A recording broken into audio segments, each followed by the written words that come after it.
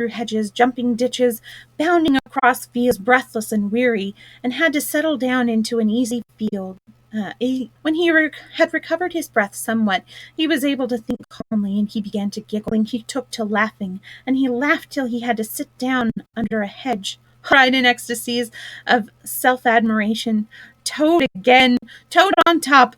Who was it got to give him a lift? Who managed to get on for the sake of fresh air? Who persuaded them into letting you drive? Who landed them all in a horse pond? Who escaped flying gaily and leaving the narrow-minded, grudging, timid executioners in the rightly be? Why, Toad, of course. Clever Toad, great Toad, good Toad. He burst into song again and chanted with uplifted voice. The motor car went poop-east along the road. Who was it steered it into a pond? Ingenious Mr. Toad. Clever I am, how clever, how clever, how clever. A slight noise in the distance made him turn his head and look. Oh, horror! Oh, misery! Oh, despair! About 2 feet of fur in his leather gaiters and 2 large rural policemen were visible as hard as they could go. Poor Toad sprang to his feet and pelted away again. Oh, my! He gasped as he panted along. Why, what an conceited and heedless ass! Swaggering again, shouting and singing songs again, yelling, gassing again! Oh, my, oh, my, oh, my! He glanced back and saw to his they were gaining on him. On he ran desperately, but kept looking back and still gained steadily. He did his best as he was a fat animal, and his last still they gained. He could hear them close behind him now, ceasing to heed, and struggled on blindly and wildly, looking back over his shoulders at the now enemy, when suddenly the earth failed under his feet. He grasped splash.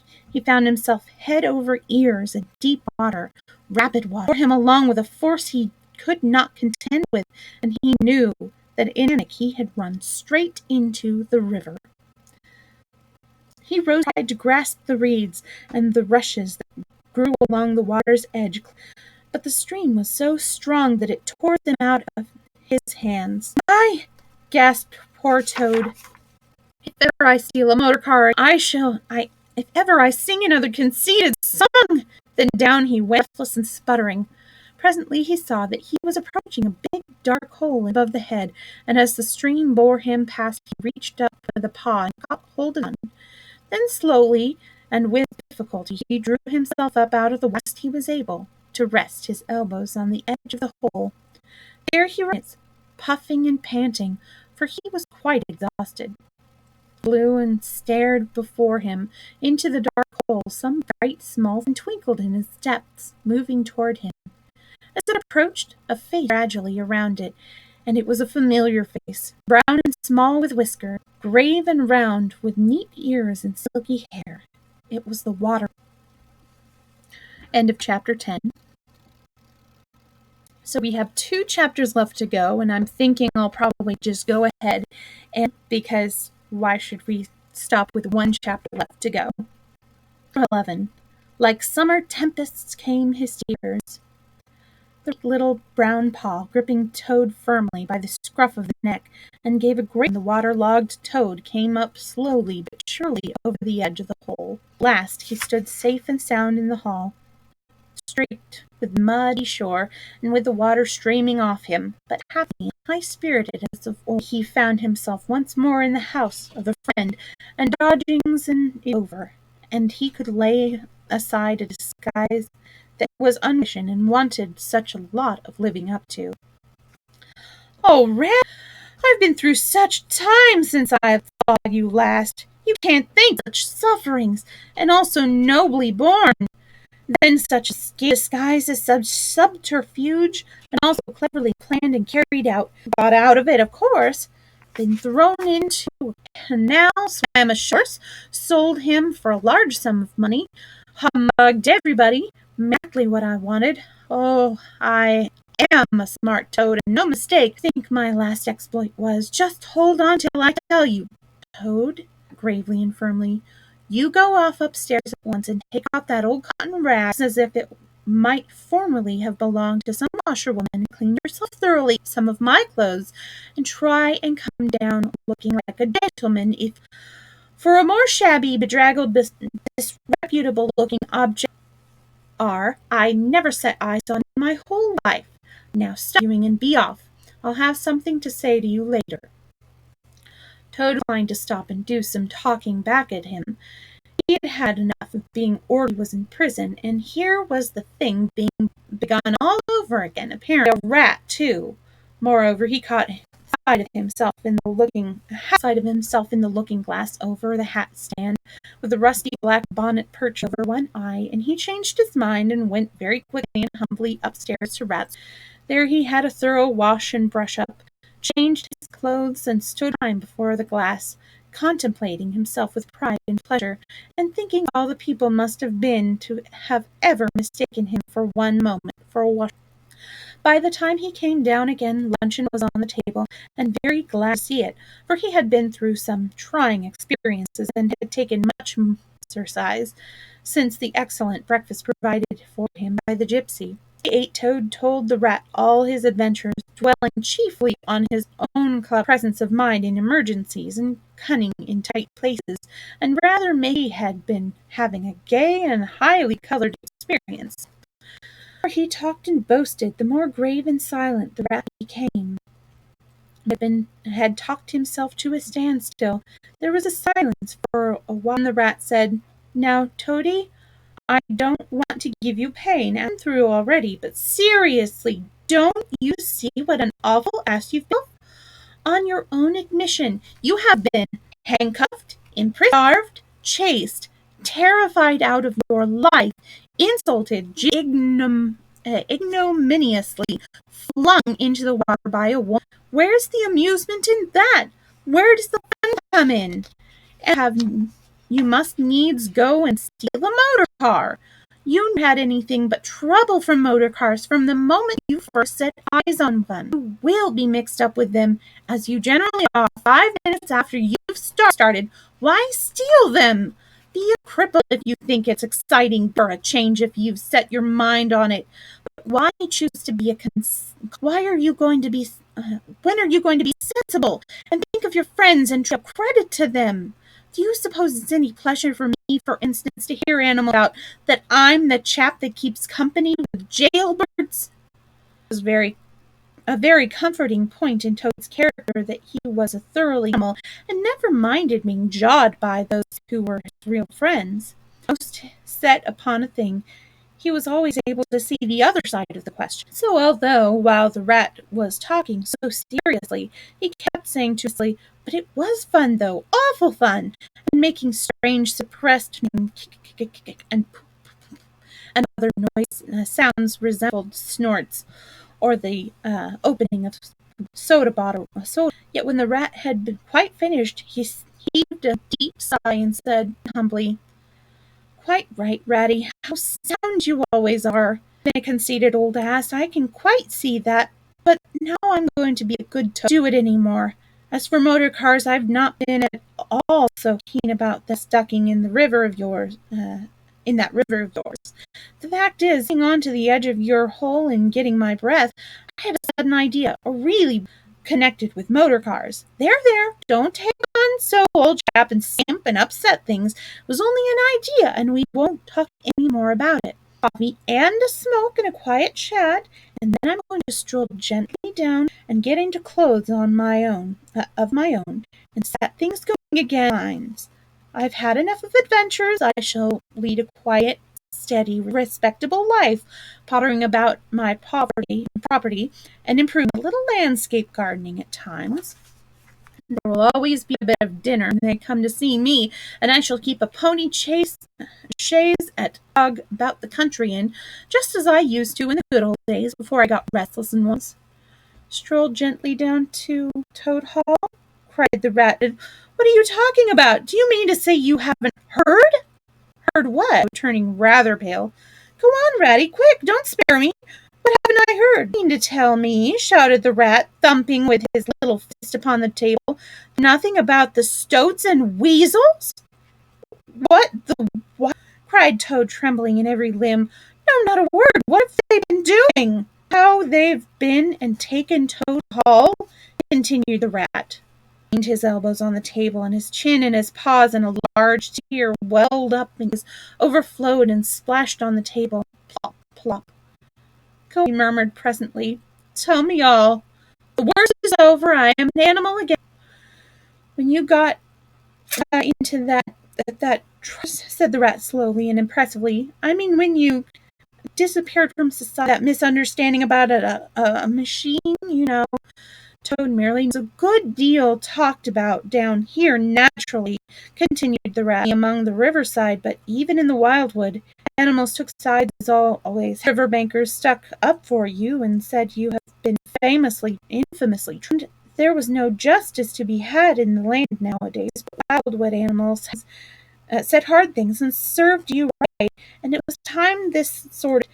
And they got very cocky and went about saying you were done, you would never come back again, never, never.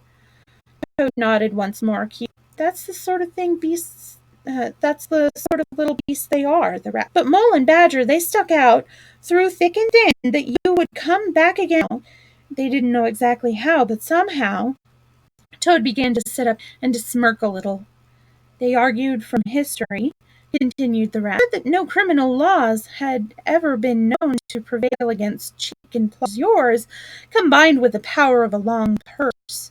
So they arranged things into Toad Hall and sleep there and keep it aired and have it all ready for you when you. They didn't guess what was going to happen, of course. Still, they had their with animals. Now I come to the most painful and tragic part of my story. One long night, it was a very dark night, and blowing hard too, and raining simply. A band of weasels, armed to the teeth, crept silently up the carrot entrance. Simultaneously, a body of desperate ferrets advanced gardens, possessed themselves of the backyard and offices, while skirmishing stoats who stuck at nothing conservatory in the billiard room and held the French windows open on.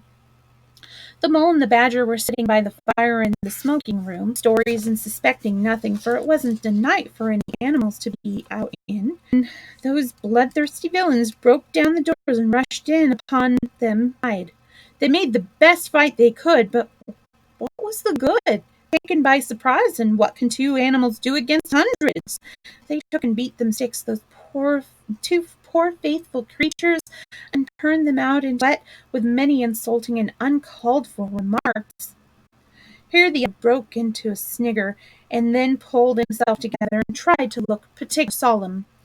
And the wild wooders would have been leading in this, continued the rat, and going on simply anyhow. At half the day and breakfast all at all hours, and the place and told I'm not fit about. It's not fit to be seen, eating your drinks and making bad jokes about you and singing vulgar songs about magistrates and policemen, horrid personal songs with no humor in them, tradespeople and everybody that they've come to stay for good. "Oh, heavens!" said Toad, getting up and seizing a stick. "I'll jolly soon see to that." "It's no good, Toad," called the rat after him. "You'd better come back and sit down, you trouble." But the Toad was off, and there was no holding him. He rode his stick over his shoulder, fuming and muttering to himself in his anger, till the gate. Then suddenly there popped up, then went up from behind the palings, a long yellow ferret with a gun. "Who can ferret?" said sharply. "Stuff and nonsense!" The Toad very easily. "What do you mean by talking like that to me? Come out of it." The ferret said never a word, but he brought his gun up to his shoulder. Toad dropped flat on the ground, and bang! A bullet whistled over his head. Toad scrambled to his feet and scrambled off down the road as hard as he could. And as he ran, he heard the ferret laughing, and other horrid little taking it up and carrying on the sound. He went back, very told the water rat. "What did I tell you?" said the rat. "It's no good. The tree is posted, and they are all armed. You must just wait." Not inclined to give in all at once. So he got out the boat and up the river to where the garden front of Toad Hall came down to the riverside. Reaching within sight of his old home, he rested on his oars and surveyed cautiously. All seemed very peaceful and deserted and quiet. He could see the hall glowing in the evening sunshine, the pigeons settling by to the straight line of the roof, The garden, the blaze of flowers, the creek that housed the little wooden bridge that crossed it, all tranquil, uninhabited, apparently for his return. He could try the boathouse first, he thought. Very warily he got the mouth of the creek, and was just passing under the bridge when crash! Out from above, smashed through the bottom of the boat. It filled and sank and tumbling in deep water. Looking up, he saw two stoats leaning above of the bridge, and watched him with great glee. "It will be your head, Toady," they called out to him. The indignant Toad swam to shore, while the stoats laughed and laughed, supporting each other, and laughed again, till they nearly, that is, 1 foot each, of course. The Toad retracted his foot, and related his disappointing experiences to the Water Rat once more. "What did I tell you?" said the Rat very crossly. "And now, look here, you've been done. You lost me my boat, and I was so fond of it that done, and simply ruined that nice suit of clothes that I lent you. Really, Toad, of all the try, I wonder you managed to keep any friends at all." The Toad saw at once how wrong it acted. He admitted his errors and wronged us, and made a full apology to Rat for losing his boat and spoiling his clothes, staying with that frank self-surrender which his friends' criticism, and won them back to his side. "Ratty, I see wrong and a wilful Toad. Henceforth, believe me, I will be humble and will take no action without your kind advice and full approval."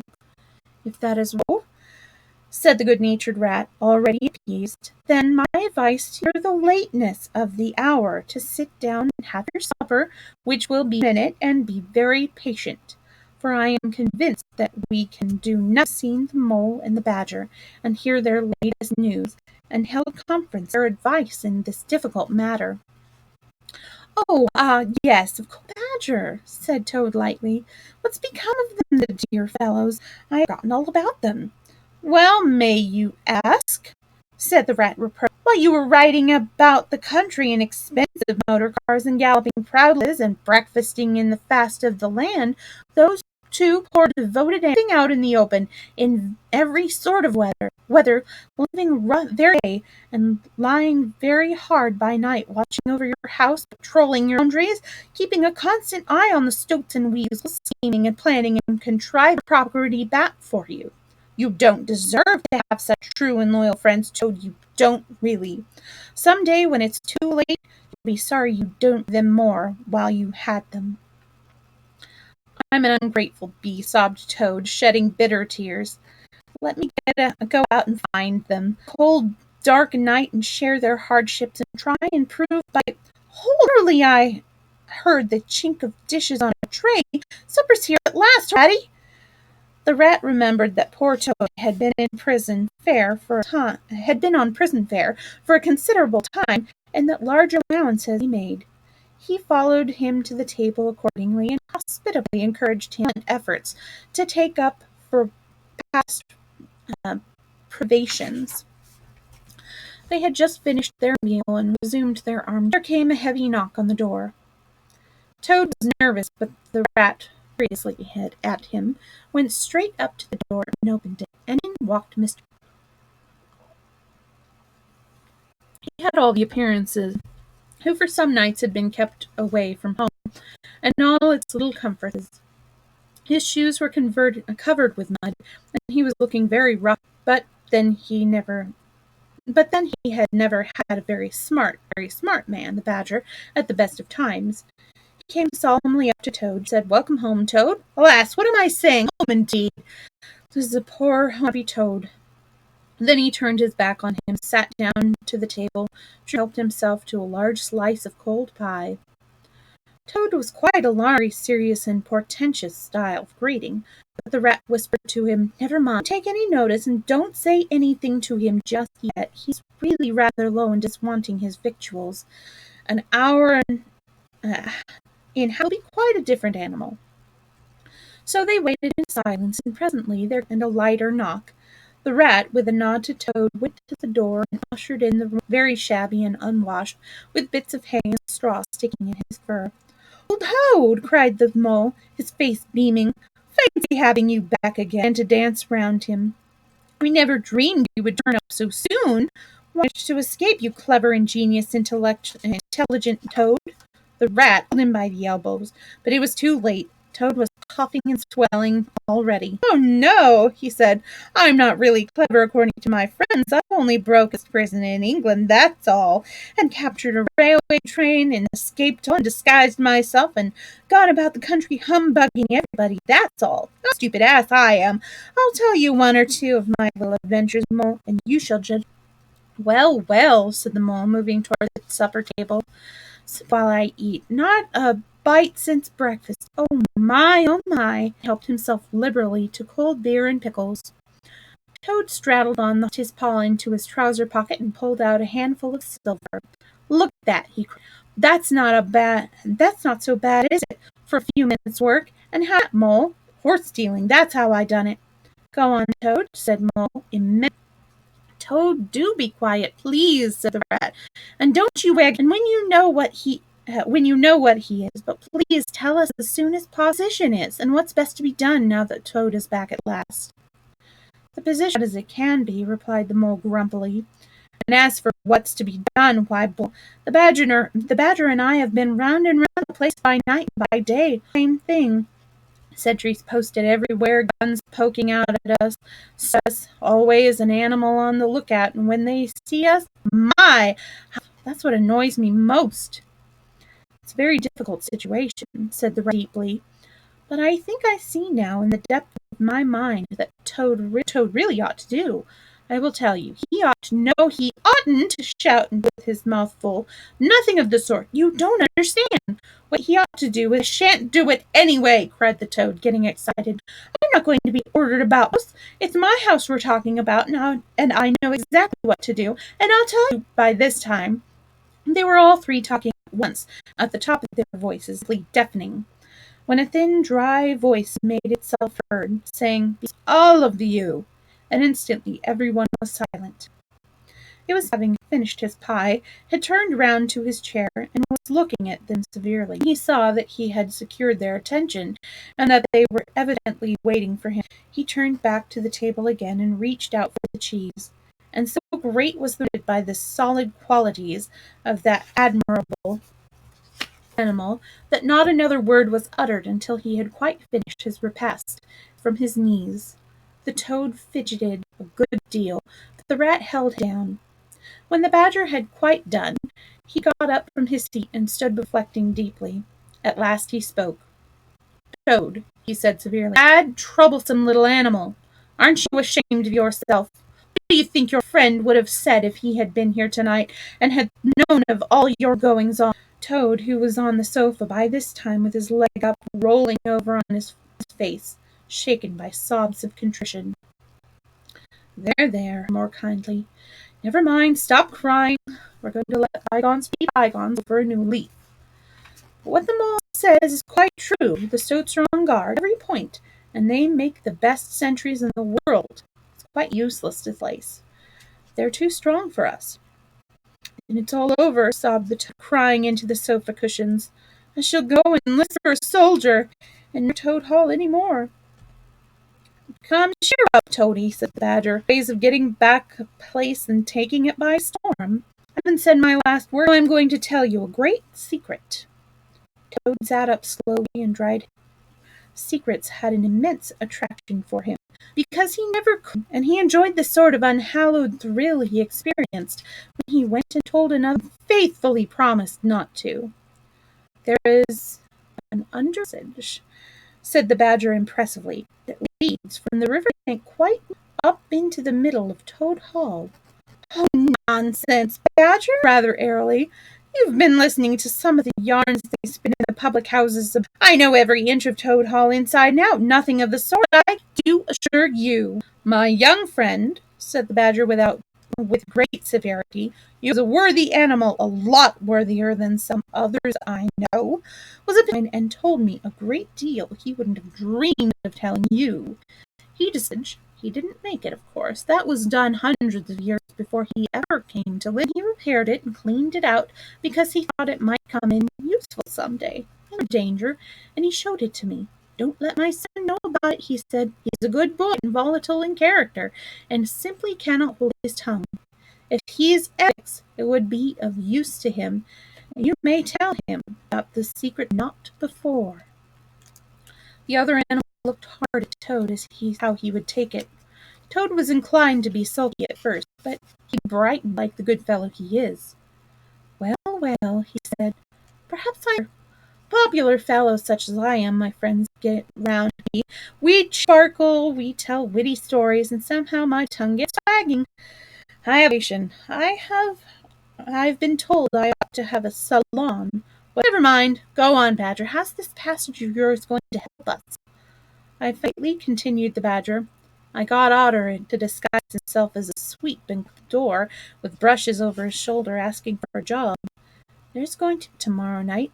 It's somebody's birthday, the chief weasels, I believe, and all be gathered together in the dining hall, eating and drinking and laughing and carrying on, suspect no guns, no swords, no sticks, no arms of any sort whatever." "Sentinels will be posted as usual," remarked the Rat. "Exactly," said the Badger. "My point. The weasels will trust entirely to their excellent sentinels, is where the passage comes in. That very useful tunnel leads right up under the pantry next to the dining hall." "Aha! That's squeaky board and the butler's Toad.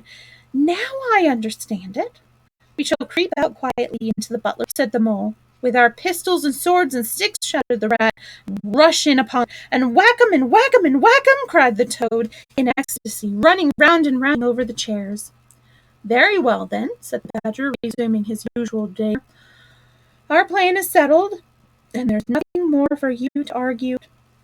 So, as it's getting very late, all of you go right out. We will make all the necessary arrangements in the course of the morning."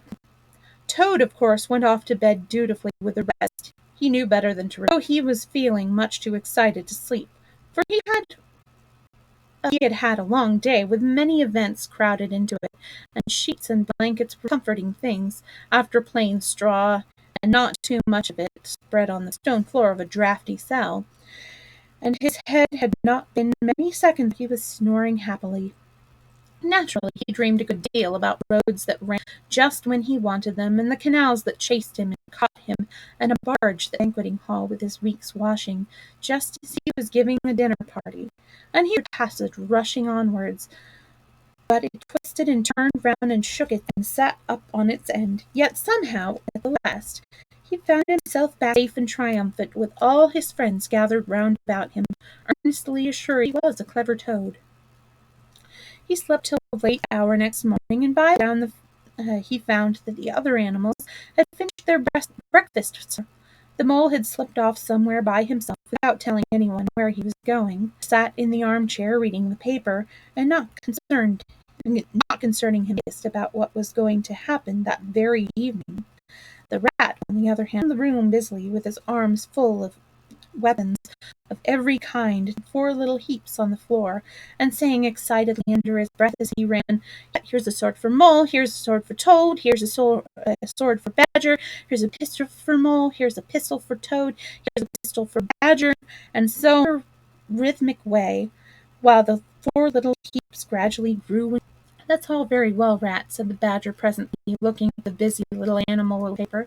"I'm not blaming you, but just let us once get past the stoats with those detestable guns of theirs, and I shouldn't want any swords or pistols.